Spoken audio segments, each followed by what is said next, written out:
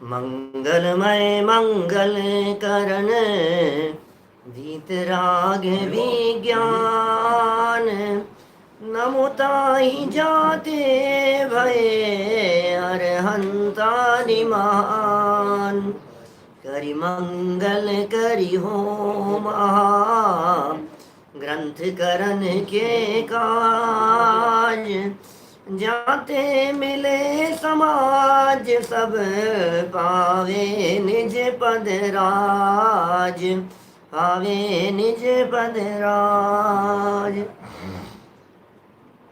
सो निज भाव सदा सुखद अपनों करो प्रकाश जो बहुविध भव दुखानी को करी है सत्तानाश करी है सत्तानाश। मोक्ष मार्ग प्रकाशक नामक ये ग्रंथ है। आचार्य कल्प पंडित प्रवर टोडरमल जी साहब की अनुपम रचना। विविध प्रकार के दुखों की चर्चा कर रहे थे और अनेक प्रकार के दुखों की चर्चा करते हुए कल तक हम आपके बीच में देवगति के दुखों के पहले तक का सारा प्रकरण पूर्ण कर चुके हैं। मनुष्य गति में जीव को जो चांस मिल गया है, अवसर मिल गया है, उस अवसर का लाभ उठा लेना चाहिए।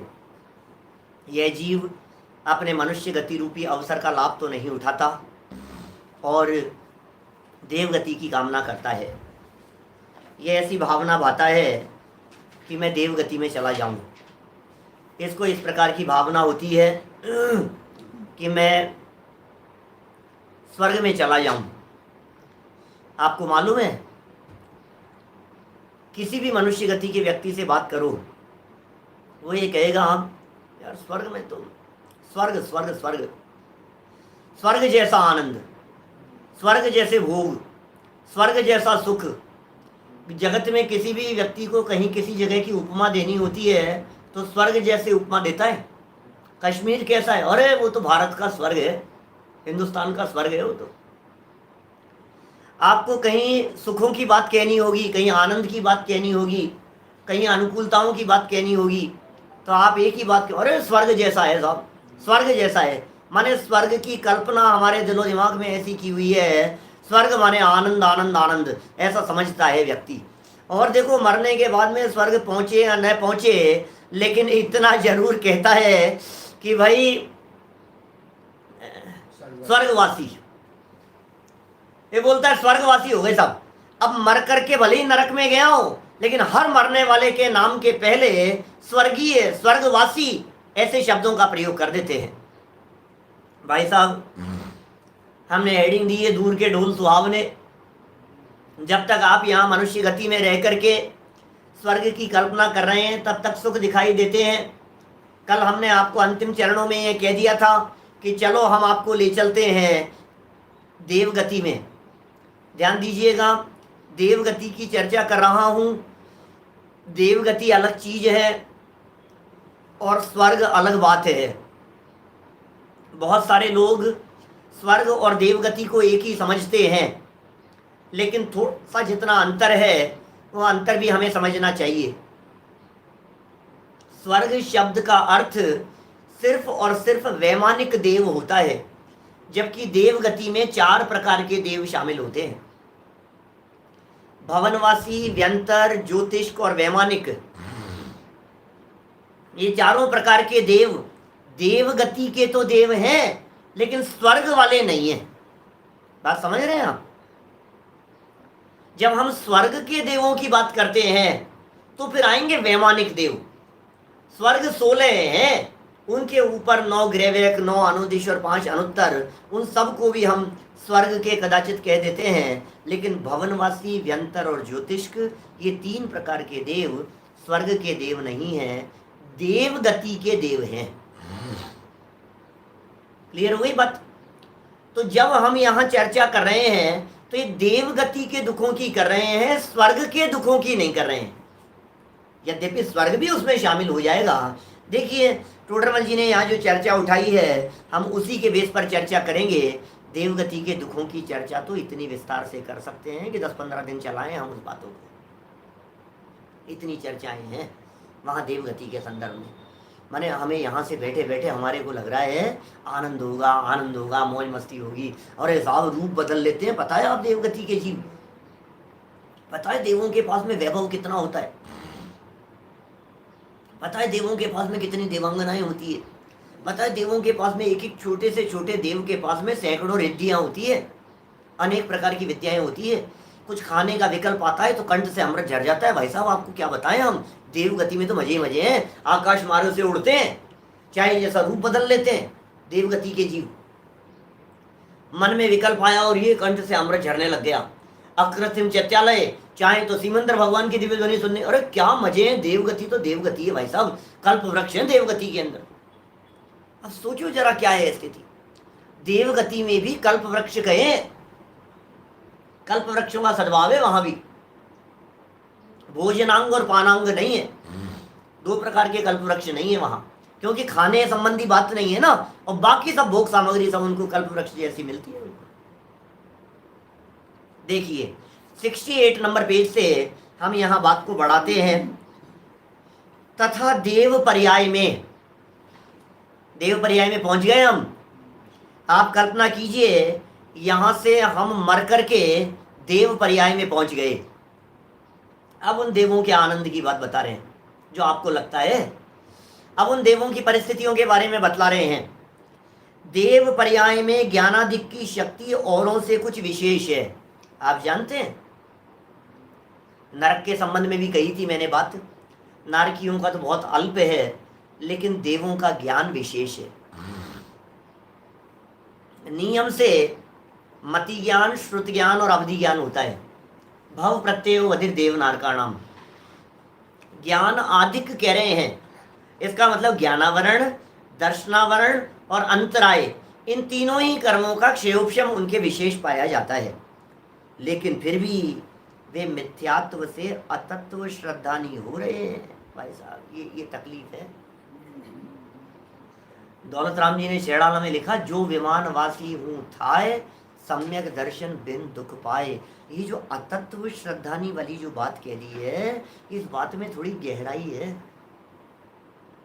तत्व श्रद्धान नहीं है इसका मतलब समझ नहीं है। तत्व श्रद्धान नहीं है इसका मतलब होश नहीं है। तत्व श्रद्धान नहीं है इसका मतलब कहाँ सुख है और कहाँ नहीं है। मरे जा रहे हैं सुख सुख के पीछे दौड़ दौड़ करके। आप समझ रहे हैं? तत्व श्रद्धान जो है ना, ये तत्व श्रद्धानी व्यक्ति सुखी होता है। जिसे तत्व श्रद्धान नहीं होता, बाहर में साधन और सुविधाएं तो बहुत हैं लेकिन सुख नहीं है। हमने शायद कल शाम को भी आपको ये बात कही थी कि भाई आपको सुख चाहिए या सुविधाएं, शांति चाहिए या सुविधाएं चाहिए। सुविधाएं बहुत हो लेकिन शांति रंच मात्र भी नहीं हो, क्या करो उन सुविधाओं का। देवगति के जीवों के पास में सुविधाएं तो बहुत है लेकिन शांति बिल्कुल नहीं। शांति क्यों नहीं है? क्योंकि तत्व श्रद्धा नहीं है, भेद विज्ञान नहीं है, आत्मानुभव नहीं है सम्यक दृष्टि देव भी है वहां पे। बात सम्यक दृष्टियों की मुख्यता से नहीं कर रहे हैं, मिथ्या दृष्टि देवों की मुख्यता से बात कर रहे हैं। मिथ्यात्व से इसका मतलब चर्चा मिथ्या दृष्टि की है। सुनो, सम्यक दृष्टि तो नरकों में भी सुखी है और मिथ्या दृष्टि देवों में भी दुखी है। क्या न सम्यक्त्व समम किंचित त्रैकाल्ये त्रिजगत्यपि श्रेयो श्रेयश्च मिथ्यात्व समम नान्यत तनुभृताम। रत्नकरण श्रावकाचार्य का श्लोक है। सम्यक्त्व के समान तीन लोक तीन काल में तेरा कोई मित्र नहीं है, और मिथ्यात्व के समान तीन लोक तीन काल में तेरा कोई शत्रु नहीं है। तो असली दुख का हेतु तो मिथ्यात्व है। ग्रैवेकों में चला गया तो भी मिथ्यात्व के कारण महादुखी है, और सातवें नरक में भी चला गया तो सम्यक दर्शन प्राप्त करके अंतर सुख रस घटाघटी उस पोजीशन को प्राप्त कर सकता है। बोलो, तो दुख किस बात का हुआ? दुख तो मिथ्यात्व का हुआ ना। न तो क्षेत्र से सुख दुख है, न परिस्थितियों से सुख दुख है। परिस्थितियां तो बहुत अनुकूल है फिर भी दुखी है। क्षेत्र तो सिद्धों के बीच में चले जाओ तो भी निगोदी है, वहां बैठे हुए बहुत दुखी है। तो क्षेत्र से सुख दुख का संबंध नहीं है। काल से सुख दुख का संबंध नहीं है, परिस्थितियों से सुख दुख का संबंध नहीं है, मान्यता से सुख दुख का संबंध है।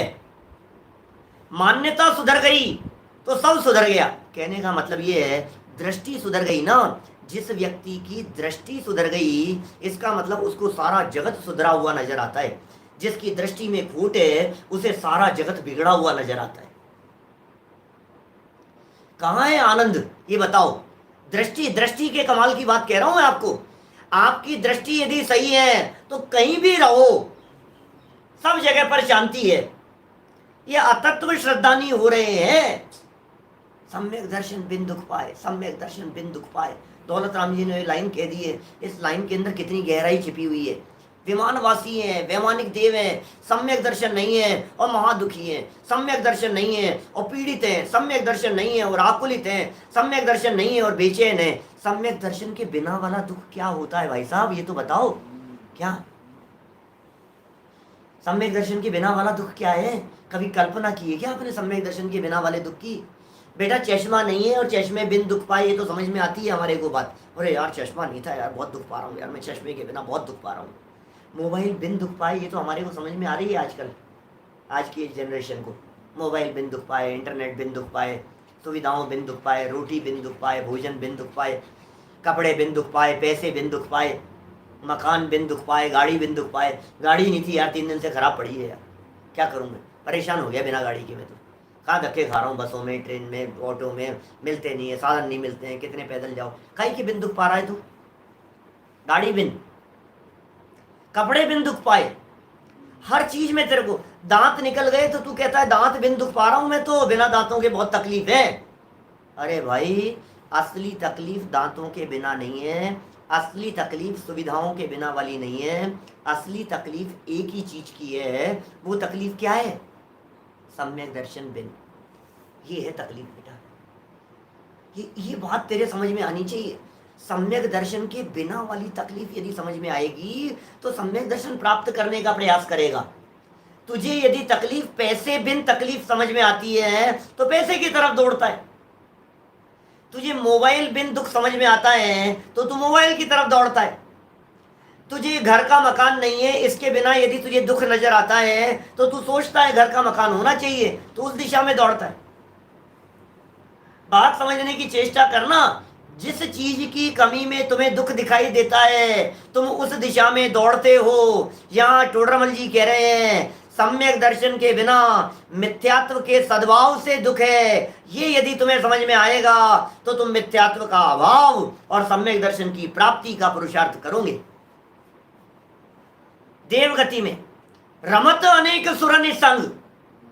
क्या है भाई साहब? प्रवचन सार उठा करके देखो, सुखाधिकार उठा करके देखो, शुभ परिणाम अधिकार उठा करके देखो, आपको ऐसी ऐसी बातें मिलेगी वहां। शुभ परिणाम अधिकार के अंदर शुभ परिणामों की महिमा नहीं, रो रहे हैं, तड़प रहे हैं देवगति के जीव। नरपति सुरपति असुरपति इंद्रिय विषय दवदाह से पीड़ित रहे सह सके ना रमणीक विषयों में रमे। बोलो, देवगति की बात कर रहा हूं। देवगति की भोगों में रमण करते हुए दिखाई दे रहे हैं। यह इस बात को दिखाता है दुखी है, दुखी है। एक व्यक्ति के सामने रोटियां आने पर वो ऐसे झपट्टा मारता है रोटियों के ऊपर, टूट पड़ता है। इससे पता लगता है कितना भूखा है। भोगों के प्रति आपकी तड़प, भोगों के प्रति आपकी आसक्ति, भोगों के प्रति आपका चैट, आपका माने देवगति के जीवों का, वो इस बात को दिखाता है कि वे महादुखी है, अतत्व श्रद्धानी हो रहे हैं। देवगति के जीवों की बात कर रहे हैं। देखो जरा, तथा उनके कषाय कुछ मंद है। अन्य गतियों की तुलना में देवगति के जीवों की कषाएं कुछ मंद दिखाई देती है।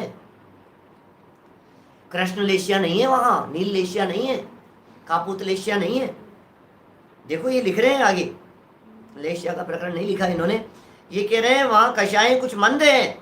भवनवासी व्यंतर ज्योतिषकों के कषाय बहुत मंद नहीं है, तो भी बंद है।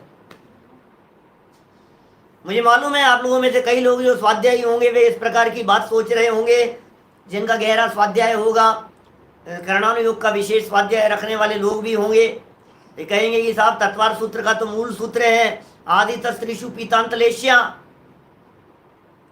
आदित श्रीषु पीतांत लेशिया, क्या है सूत्र का अर्थ? तत्वार्थ सूत्र 4थे अध्याय का सूत्र है एक, भवनवासी, व्यंतर, ज्योतिष्क, ये शुरू के 3 कहलाते हैं। और पीतांत लेश्या, पीत लेश्या है जिसके अंत में ऐसी लेश्याएं होती है। इसका मतलब भवनवासी, व्यंतर और ज्योतिष देवों में कृष्ण, नील, कापोत और पीत, ये लेश्याएं कही जाती है। सूत्र कह रहा है, उमा स्वामी आचार्य कह रहे। सुनो भाई, कर्णानुयोग है यहाँ। कृष्ण, नील और कापोत लेश्या जो देवगति के जीवों में कही है, वो बहुत स्थूल, मतलब वो क्या कहें, कर्णानुयोग की सूक्ष्मता की वजह से कही है। असली बात तो यह है कि वो उनके कृष्ण, नील, कापोत होती नहीं है, तो फिर कही है ना साहब, कर्णानुयोग की सूक्ष्मता के आधार पर कही है। उस बात का अर्थ इतना समझना कि उनके निर्वृत्त पर्याप्त दशा में, अपर्याप्त दशा में, पर्याप्तियां पूरी होने के पहले पहले तक कृष्ण, नील, कापोत का सद्भाव पिछले भाव की अपेक्षा से, विग्रह गति की अपेक्षा से, चले आए हुए परिणामों की अपेक्षा से, उपचार से कही है। प्रथम अंतर्मूर्त मान लो आप, इतना समझ लो आप। उसके बाद में जीवन पर्यंत उनके कृष्ण, नील, कापोत लेश्या का सद्भाव नहीं होता। लेकिन कर्णानुयोग तो चूंकि सूक्ष्म से सूक्ष्म बात को भी पकड़ता है, इसलिए कहता है कृष्ण, नील, कापोत कितनी भी तीव्र हो लेकिन तो भी कृष्ण लेश्या नहीं है। समझ में आ रही है बात? ऐसे ही नरकों में चले जाओ, नरकों में उल्टा है। नरक गति में कितना भी मंद परिणाम क्यों न हो, लेकिन पीत पद्म शुक्ल लेश्या नहीं हो सकती, कृष्ण, नील, कापोत ही होगी। ये परिणामों के अंदर बहुत खींचतान की अपेक्षा से है ये बात। माने हम ये कह रहे हैं, ये लेश्या क्या होती है? लेश्या परिणामों का उतार चढ़ाव है, तारतम्य रूप विभाजन है परिणामों का, वो है लेश्या। तीव्रता, मंदता के आधार पर बढ़ने वाले भावों को लेश्या कहकर के पुकारा था। आपको ध्यान होनी चाहिए ये बात। कषायों की तीव्रता और मंदता के आधार पर पड़ने वाले भेद वे अनंतानुबंधी आदि नहीं है। समझ में आ रही है बात? ये बहुत सुंदर लाइन दी थी टोडरमल जी साहब ने। मैंने, मुझे तो लगता है कि ये लाइन जो कही थी ना, दूसरे अध्याय की जो लाइन थी, कषायों की तीव्रता और मंदता के आधार पर पड़ने वाले जो भेद हैं, वो भेद अलग चीज है और लेश्या अलग चीज है, अनंतानुबंधी आदि अलग चीज है। देखो आपको यहाँ दिखाता हूं मैं, चारित्र मोहनीय कर्म की अवस्था पीछे दिखाता हूं आपको। कषायों का जहाँ प्रकरण दिया था ना, बहुत ही सुंदर वाक्य था वहां, आप खोज करके देखना, आपको समझ में आएगी। प्रकृतियां अनंतानुबंधी आदि की जहां परिभाषा दी ना इन्होंने, जिस जगह पर अनंतानुबंधी आदि की परिभाषाएं दी, देखो पेज नंबर मेरे उपयोग से थोड़ा सा विस्मृत हो गया, वैसे तो कोशिश करता हूं मैं सारे पेज नंबर याद रखने की। ये उदय की चर्चा हुई, यहाँ द्रव्य कर्म, भाव कर्म की चर्चा हुई, ज्ञानावर्णी, दर्शनावर्णी, चक्षु अचक्षु दर्शन। फिर इसके बाद में चले गए अपन यहाँ आ गए लेफ्ट साइड में, पेज में ऊपर थी वो चर्चा, 37 नंबर पेज है क्या? 37 नंबर पेज बता रहे हैं भाई साहब, 37 नंबर पेज बतला रहे हैं। नहीं भाई साहब, 37 नंबर पेज तो नहीं है इसके अंदर। कषायों की तीव्रता, मंदता के आधार पर जो भेद पड़ते हैं उन्हें तो लेश्या कहते हैं। चलो कल बता दूंगा आपको, आप लोगों को देख करके। अभी वो तत्काल ऐसा ही है ना, योग मिलना हो तो मिले और नहीं मिलना तो नहीं मिले, ऐसा है। 40 नंबर पेज है, सही कहा आपने, धन्यवाद भाई साहब। देखो जरा वाक्य देखो, याद करो इन सब बातों को, बहुत महत्वपूर्ण बातें हैं ये। पेज नंबर 40 का ये प्रकरण ध्यान देने योग्य है। 40 नंबर पेज पर देखो जरा, ऊपर से क्या लिखा है। अनादि संसार अवस्था में, 40 नंबर पेज की 5वीं लाइन खोलो जरा, खोल लिया आप लोगों ने? अनादि संसार अवस्था में इन चारों ही का निरंतर उदय पाया जाता है। परम कृष्ण लेश्या रूप तीव्र कषाय हो वहां भी, और शुक्ल लेश्या रूप मंद कषाय हो वहां भी निरंतर चारों ही का उदय रहता है, क्योंकि तीव्र मंद की अपेक्षा अनंतानुबंधी आदि भेद नहीं है। समझ में आ रही है ये बात? तीव्र मंद की अपेक्षा से अनंतानुबंधी आदि भेद नहीं है। तो फिर तीव्रता मंदता के आधार पर जो भेद पड़ते हैं उनका नाम क्या है? बोले उनका नाम है लेश्या। समझ में आ गई बात आपको? माने जीव की कषाएं बहुत तीव्र है, कषाएं बहुत मंद है, बोले बहुत तीव्रता का नाम है कृष्ण और बहुत मंदता का नाम है शुक्ल। तो तीव्रता मंदता के आधार पर जो भेद पड़े कषायों के उनका नाम है लेश्या। नादान ना समझ व्यक्ति क्या समझते हैं? वे ऐसा समझते हैं कि साहब बहुत तेज गुस्सा आ रहा है तो अनंतानुबंधी होगा, बहुत कम आ रहा है तो संज्वलन होगा। ऐसा नहीं है। तीव्रता का नाम अनंतानुबंधी हो और मंदता का नाम संज्वलन हो, ऐसा नहीं है, क्योंकि इन भेदों का नाम लेश्या है। देखिए देवगति के 68 नंबर पेज पर आ जाइए वापस। क्या कह रहे हैं यहां? भवनवासी व्यंतर और ज्योतिषकों के कषाएं बहुत मंद नहीं है, लेकिन मंद तो है, बहुत मंद नहीं है। Point to be noted. क्या कह रहे हैं? शब्दों में कितनी गहराई है सोचो। ये नहीं कह रहे भवनवासी व्यंतर ज्योतिषकों के कषाएं तीव्र है, ये नहीं कह रहे। और एक एक शब्द और एक एक वाक्य टोडरमल जी का इतना गंभीर और इतना गजब का है, आपको पढ़ करके मजा आएगा। ये वाक्य के अंदर कितनी गहराई है, वाक्य को किस तरह से प्रस्तुत किया है टोडरमल जी साहब ने। देखो जरा, पढ़ो वाक्य की गहराई पढ़ो। एक तरफ तो कह दिया उनके कषाय कुछ मंद है, देवगति के जीवों में कषाय कुछ मंद है, पहले तो मंद कह दिया। तो फिर भवनवासी व्यंतर ज्योतिषकों के कषाय बहुत मंद नहीं है, तो साहब यही लिख देते कि इन तीनों के कषाय तीव्र है। कि नहीं नहीं, तीव्र नहीं लिख सकते, क्योंकि तीव्रता नाम तो कृष्ण नील कापोत का है। समझ में आ रही है बात? इसलिए तीव्र तो नहीं है। जैसी वैमानिक देवों के मंद देखी जाती है वैसी मंद नहीं है, बहुत ज्यादा मंद नहीं है। मंद तो है, ज्यादा मंद नहीं है। और उनका उपयोग चंचल बहुत है भवनवासी व्यंतर ज्योतिषकों का, तथा कुछ शक्ति भी है, सो कषायों के कार्यों में प्रवर्तते हैं। ओहो, भवनवासियों की हालत बहुत खराब है, व्यंतरों की हालत बहुत खराब है। ये तीनों प्रकार के देव, भवनवासी व्यंतर ज्योतिष्क, ये हीन देव कहलाते हैं, हीन पुण्य के धारी होते हैं। सम्यक दृष्टि जीव तो मर करके इन दशाओं में पैदा ही नहीं होता। और बहुत संख्या तो भवनवासी व्यंतर ज्योतिषकों की है, वैमानिक देवों की तो संख्या बहुत कम है।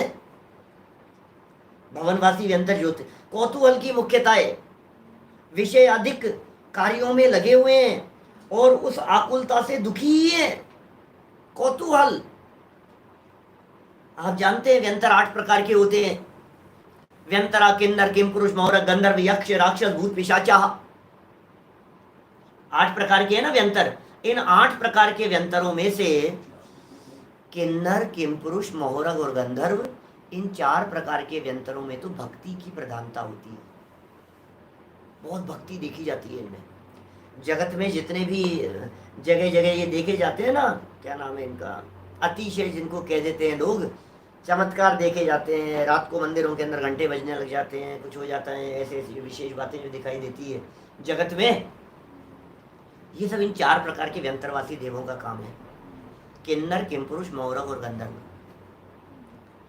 यक्ष राक्षस भूत और पिशाच, इन 4 प्रकार के व्यंतरों में कौतूहल की प्रधानता होती है। इनमें उठापटक ज्यादा देखी जाती है। किसी का नुकसान हो गया, किसी के साथ में कुछ हो गया है, किसी का घर जल गया, किसी का ये हो गया, किसी किसी व्यक्ति के अंदर आ गए। अब ये जो व्यक्ति में आने वाली भी जो बात है ना, ये किसी के शरीर में प्रवेश नहीं करते, दूर रह करके काम करवाते हैं व्यंतराधिक।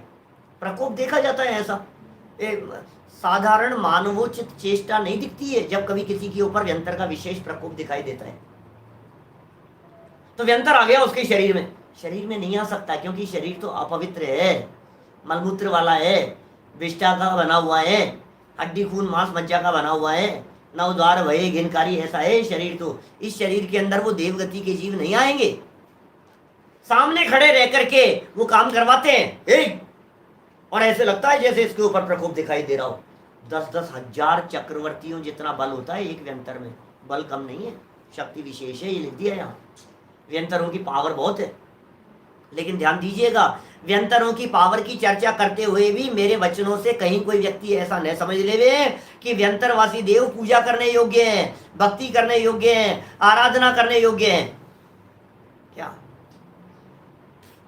व्यंतरों के मन में इस तरह का भाव आता है लोगों को परेशान करने का? परेशान करने का भाव तो आ रहा है व्यंतरों को, लेकिन परेशान करने का भाव आते हुए भी वे परेशान तभी करने में समर्थ हो सकते हैं जब आपके पाप कर्म का उदय हो।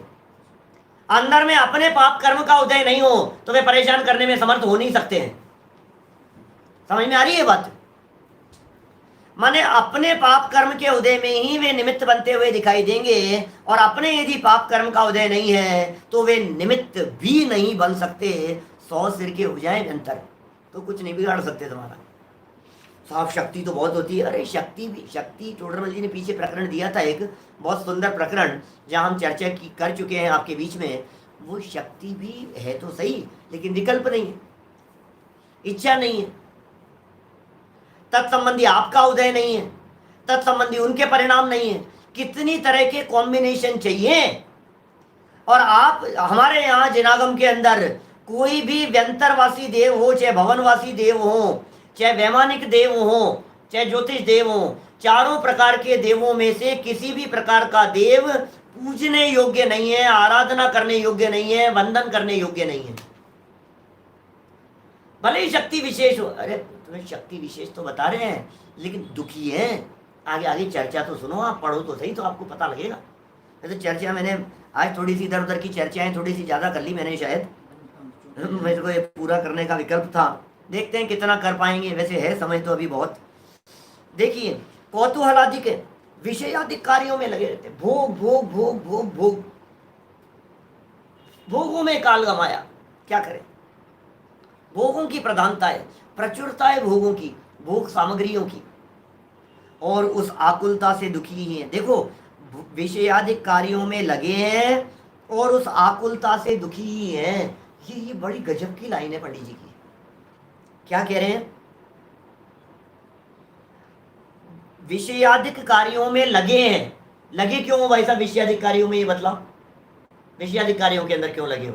आकुलता है, भोगने की तड़प है।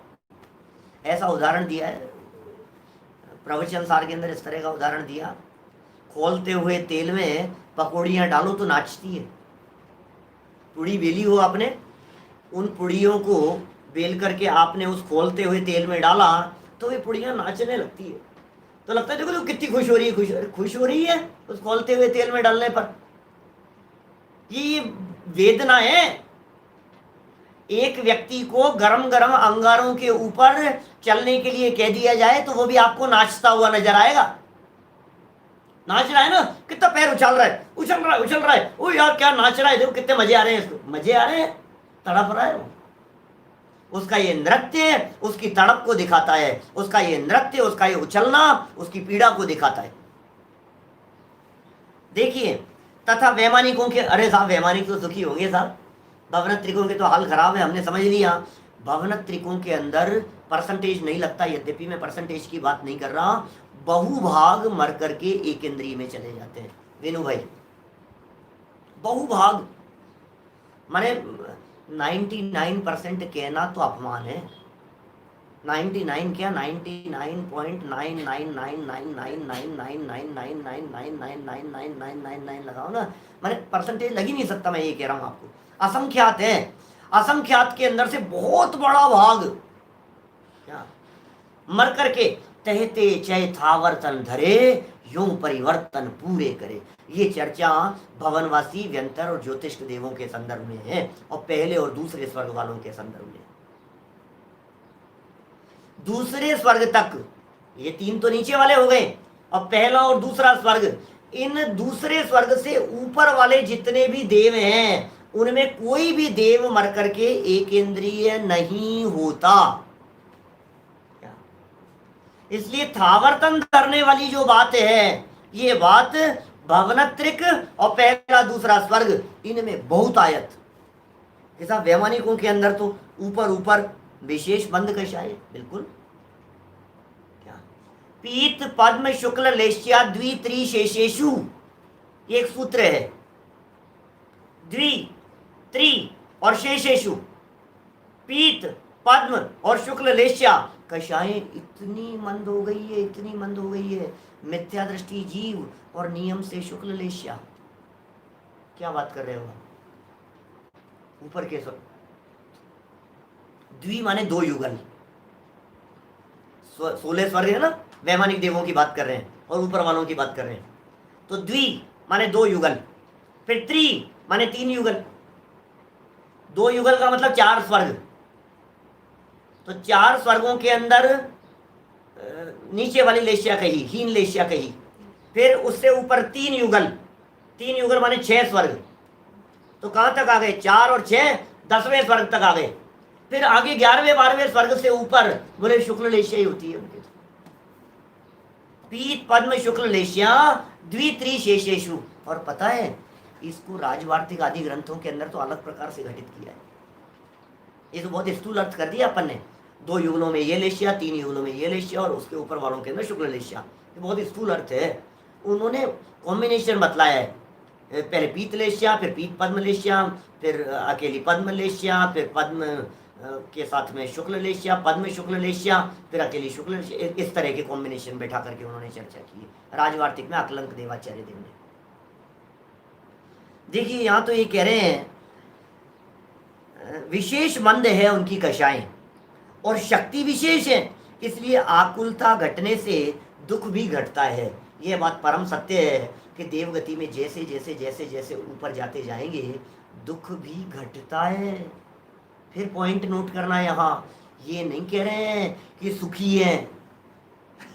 बात टोडरमल जी के इन वाक्यों की गहराई यदि समझो तो आपको ख्याल में आए, माने ऐसा नहीं है कि उन देवगति के जीवों में सुखी हो गए हो, ये कह रहे हैं दुख घटता जा रहा है ऊपर ऊपर। हाँ, अब ये बात अलग है कि दुख के घटने को आप कह दो कि सुख बढ़ रहा है, जैसा उमा स्वामी आचार्य ने प्रयोग किया। तत्वार सूत्र 4 अध्याय का सूत्र है एक और, गति शरीर परिग्रह अभिमान तो हीना और स्थिति प्रभाव सुख द्वितीय लेश्या विशुद्धेन्द्रियावधि विषय तो अधिका। ये 2 सूत्र हैं, 20-21 नंबर का सूत्र है, शायद 19-20 या 20-21 नंबर का सूत्र है, 2 सूत्र है। क्या लिखा है उसमें? ऊपर ऊपर के स्वर्गों में जैसे जैसे लेवल बढ़ता चला जाता है, सुनना क्या क्या, अरे बड़ा गजब का और मार्मिक बात बतलाता हूँ यहाँ देवों के संदर्भ में। इतनी मार्मिक बात कि आपको करणानुयोग की इस बात को सुनकर के और आनंद आएगा। देखो जरा, ऊपर ऊपर के स्वर्गों में क्या क्या कम होता चला जाता है, क्या बेटा, और ऊपर ऊपर के स्वर्गों में क्या क्या बढ़ता चला जाता है। 2 अलग अलग सूत्र दिए। स्वर्गों में स्टेप बाय स्टेप क्या क्या बढ़ता जाएगा, स्वर्गों में स्टेप बाय स्टेप क्या क्या कम होता चला जाएगा। ऊपर ऊपर, ऊपर ऊपर माने ज्यादा ज्यादा ऊंचे स्वर्ग में, ऊंचे स्वर्ग वाले।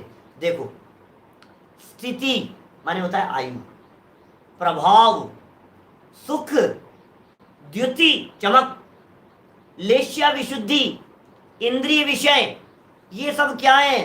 बोले ऊपर ऊपर ज्यादा ज्यादा होते चले जा रहे हैं देवगति के जीवों में। स्थिति प्रभाव सुख द्युति लेश्या विशुद्धि इंद्रियावधि अवधि विषय, विषय तो अधिका, विषय ज्यादा ज्यादा होते चले जा रहे हैं। इसमें एक शब्द आया है सुख। स्थिति प्रभाव द्युति, स्थिति प्रभाव सुख द्युति लेश्या विशुद्धि इंद्रियावधि विषय, सुख भी आया ना एक शब्द, माने ऊपर ऊपर के स्वर्गों में सुख बढ़ता चला जा रहा है। ठीक है, क्लियर हो गई बात कि हाँ सब सुख बढ़ता जा रहा है। अब गजब की बात यह है, जो चीजें घटती हुई कह रहे हैं उनमें आपको जान करके आश्चर्य होगा, ऊपर ऊपर के स्वर्गों में परिग्रह घटता चला जा रहा है। गति शरीर परिग्रह अभिमान तो हीन हो रहे हैं, गतिहीन हो रही है।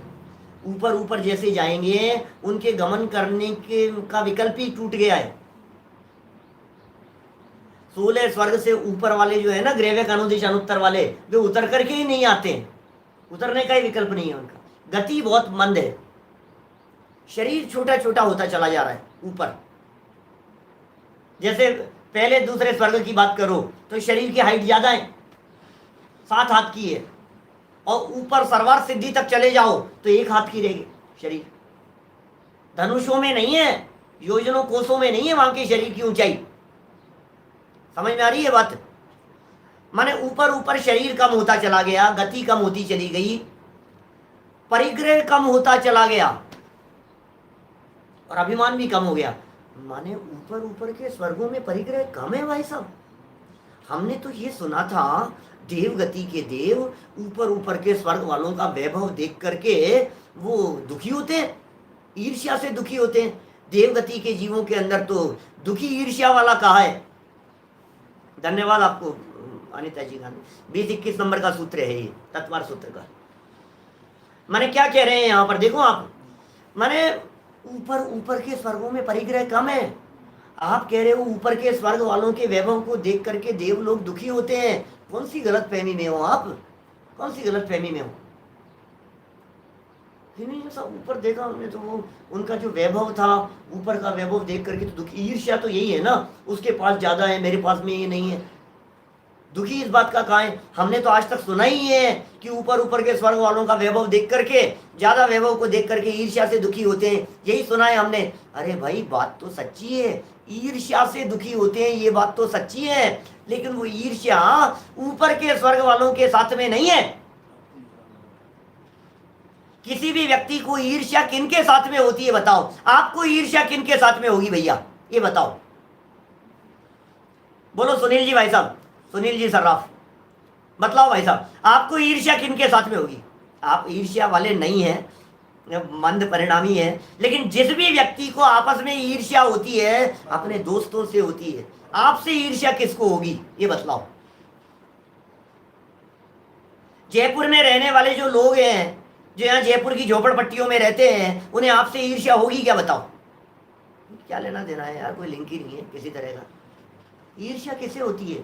दोस्तों में जलते हैं आपस में, बराबर लेवल वालों में ईर्ष्या होती है, रिश्तेदारों में ईर्ष्या होती है, आस पड़ोस वालों में ईर्ष्या होती है। पॉइंट समझना क्या कह रहा हूं? परिचित लोगों के अंदर ईर्ष्या का भाव होता है। आप लोगों में से बहुत सारे लोग वैभव संपन्न होंगे, बहुत सारे लोगों के पास में बहुत वैभव होगा। जितने लोग आज मेरे को अभी सुन रहे हैं, सब लोगों में बहुत वैभव वाले होंगे बहुत सारे लोग। मैं आपसे पूछ रहा हूं, आपको अपने वैभव को देख करके क्या मुकेश अंबानी जी से ईर्ष्या होती है क्या? बोलो। कोई ईर्ष्या नहीं, हमें क्या लेना देना है उनसे? होंगे, पैसे वाले हैं तो है, ठीक है, कोई ईर्ष्या नहीं है उनसे। आप क्यों नहीं है उनसे ईर्ष्या? क्योंकि उनसे हमारा कोई लिंक नहीं है, तालमेल नहीं है। समझ में आ रही है बात? आप यहाँ बैठे हुए हो, मैं आपसे पूछता हूं, आज आपको क्या नरेंद्र मोदी जी से ईर्ष्या होती है क्या? हाँ, लेकिन जो उस फील्ड में होगा, राजनीति के फील्ड में होगा, उसमें से न मालूम कितने ही लोग ऐसे होंगे जो उनसे ईर्ष्या रखते होंगे। राजनीति के फील्ड वाले, विद्वानों के फील्ड वाले उनसे क्यों ईर्ष्या रखेंगे? डॉक्टर्स को डॉक्टरों से ही ईर्ष्या हो सकती है, डॉक्टर को किसी वकील से ईर्ष्या नहीं होगी। मैं ईर्ष्या को बतलाने की कोशिश कर रहा हूं, क्योंकि उमा स्वामी आचार्य ने सूत्र दे दिया, भाई साहब ऊपर ऊपर परिग्रह कम है, तो ऊपर देखते ही नहीं है, ऊपर के परिग्रह नहीं। अपने ही स्वर्ग में, जिस स्वर्ग में उनका जन्म हुआ है, उसी स्वर्ग में भी तो लेवल 10 प्रकार के हैं ईर्ष्या से दुखी होने के लिए। इंद्र, सामानिक, त्रायस्त्रिंश, पारिषद, आत्मरक्ष, लोकपाल, अनीक, प्रकीर्णक, अभियोग्य, किल्बिष, काश्यक्ष, 10-10 प्रकार के भेद बतला दिए गए। त्रायस्त्रिंश, लोकपाल, वर्ज्य, व्यंतर, ज्योतिष कहा। व्यंतर और ज्योतिषों के अंदर त्रायस्त्रिंश और लोकपाल नहीं है, 8 भेद है उनके, अब बाकी में 10 भेद देखे जाते हैं। इंद्र, भाई साहब आपको लग रहा है स्वर्ग स्वर्ग स्वर्ग आनंद, स्वर्ग स्वर्ग, अरे स्वर्ग प्रजा है, स्वर्ग में भी प्रजा को तो सब जगह सजा है, प्रजा को तो सब जगह पर तकलीफ कष्ट भोगने पड़ते हैं भाई साहब। प्रजा तो वहां पर भी दुखी है, परेशानी है, और सामान्य तो प्रजा ही है। इंद्र कितने होंगे बतलाओ? 16 स्वर्गों के अंदर इंद्र तो 12 हैं, 12 इंद्र हैं, 12 प्रति इंद्र मान लो आप। क्या 16 स्वर्गों के अंदर 12 इंद्र और 12 प्रति इंद्र, माने टोटल 24 हुए। अब उनका क्या ले, एक एक इंद्र है बेचारा, स्वर्ग मतलब इंद्र बन जाएगा, स्वर्ग मतलब इंद्र बन जाएगा, अमेरिका चला जाएगा इसका मतलब वहां का प्रेसिडेंट बन जाएगा। ये अर्थ समझ रहे हो आप? माने यहां से कोई मर करके देवगति के अंदर गया, कोई मर करके स्वर्ग में गया, तो ये कहता है स्वर्ग में जाकर के इंद्र बन गया। ये वैसी कल्पना है जैसी कल्पना यहाँ से अमेरिका जाने वाले व्यक्ति के बारे में की जाए। अच्छा अमेरिका जा रहा है, अब तो भाई साहब ये ट्रम्प और ओबामा जैसे बन जाएगा, ये तो प्रेसिडेंट बन जाएगा वहां जाएगा तो। ठीक है, पागल है क्या? अनगिनती लोग रहते हैं अमेरिका के अंदर, प्रेसिडेंट तो एक ही है। असंख्यात देव रहते हैं एक एक स्वर्ग के अंदर, वहां का प्रेसिडेंट तो एक ही है। प्रेसिडेंट माने इंद्र।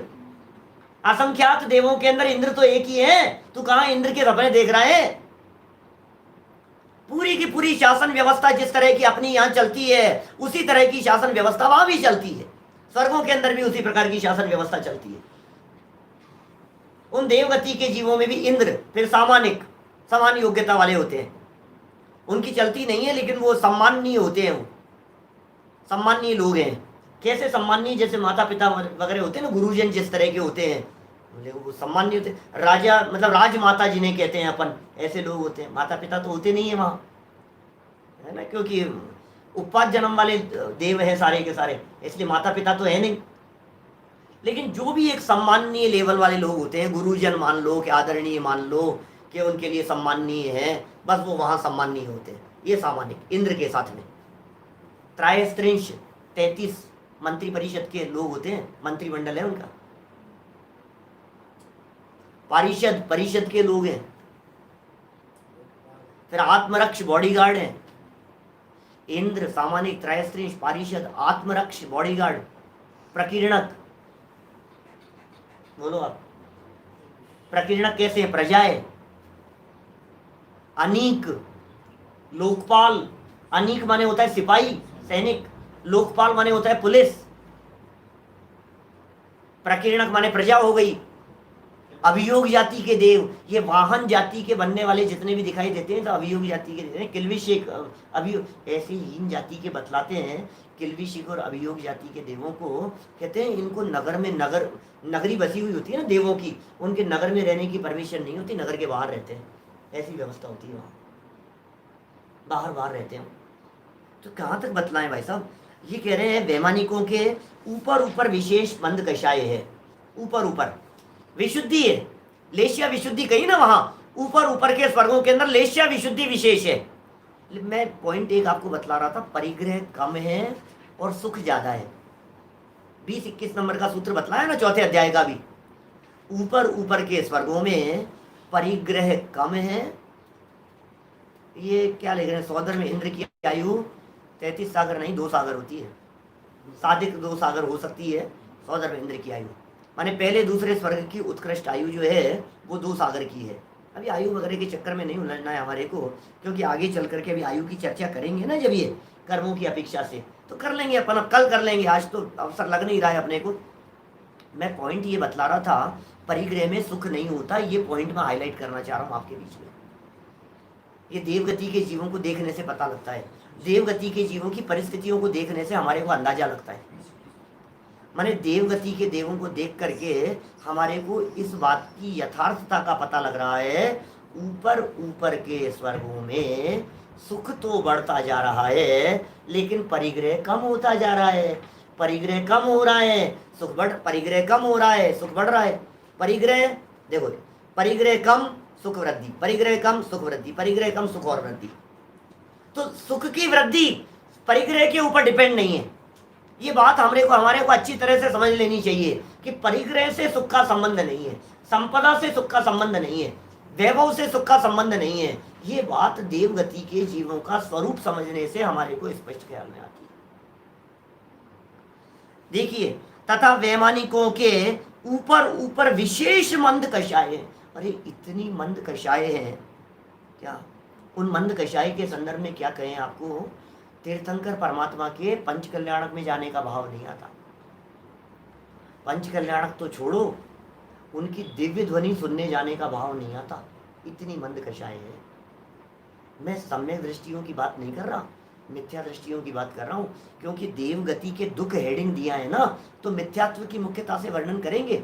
सम्यक दृष्टि जीव की बाहुल्यता है, ऊपर ऊपर जैसे जैसे जाते जाएंगे अपन। माने समझ लीजिए आप, अनुदिश और अनुत्तर वाले तो नियम से सब सम्यक दृष्टि होते हैं। 16 स्वर्ग, इनके ऊपर 9 ग्रेव्यक है। 9 ग्रेव्यक है, 9 ग्रेव्यक के बाद में 9 अनुदिश है और 5 अनुत्तर है। तो अनुदिश और अनुत्तर वाले तो नियम से सम्यक दृष्टि ही होते हैं, नियम से। 9 अनुदिश वाले और 5 अनुत्तर विमान वाले, वो तो सब वे होते हैं जो यहाँ मध्य लोक में मनुष्य गति में भावलिंगी संत अवस्था में थे और मर करके वहां चले गए। भावलिंगी संत से मर करके जाते हैं। तो छठे सातवें गुणस्थान से चूंकि देवगति में चौथे से ऊपर होता नहीं है, इसलिए वे वहां तक चले जाते हैं। वो तो उनकी बात हुई। लेकिन इनसे नीचे ग्रेवेक वालों तक की बात करो, 9वें ग्रेवेक तक की बात करो, तो सब मिथ्या दृष्टियों का बाड़ा है सब जगह पर, 9वें ग्रेवेक तक। तो उन लोगों के दुख क्या है? बोले मिथ्यात्व जन्य दुख है। इसलिए जो स्वर्गों के दुखों की चर्चा करते हैं उनमें मिथ्यात्व हावी है, मिथ्यात्व प्रमुख है, इस बात को जानना चाहिए। आकुलता घटने से दुख भी घटता है। फिर आगे थोड़ी बहुत और यहाँ तक जो चर्चाएं की है, ऐसा समझ लो आप, ज्ञानावरण, दर्शनावरण, अंतराय और दर्शन मोहनी संबंधी बातें ये यहाँ हो चुकी है। अब आगे चारित्र मोहनी संबंधी चर्चा और उसके बाद में अन्य अघातीय कर्मों संबंधी उनके उदयजन्य उन देवों के पास में क्या परिस्थितियां होती है, ये सब और विशेष विशेष बातें इन्होंने यहाँ आगे कही है। पूरा पेज बाकी है अभी उसको छेड़ना उचित नहीं समझता हूँ। कल इस प्रकरण की चर्चा करूँगा। देवगति के अंदर क्या क्या परिस्थितियाँ हैं, कैसा माहौल है, देवगति के जीव किस प्रकार के होते हैं, उनको कितना आनंद है और कितनी तकलीफ है, किस बात की तकलीफ है, और हमें यहाँ से जो देव देव दिखाई देता है वो नहीं दिखना चाहिए, जिसके लिए ये प्रकरण लिखा है।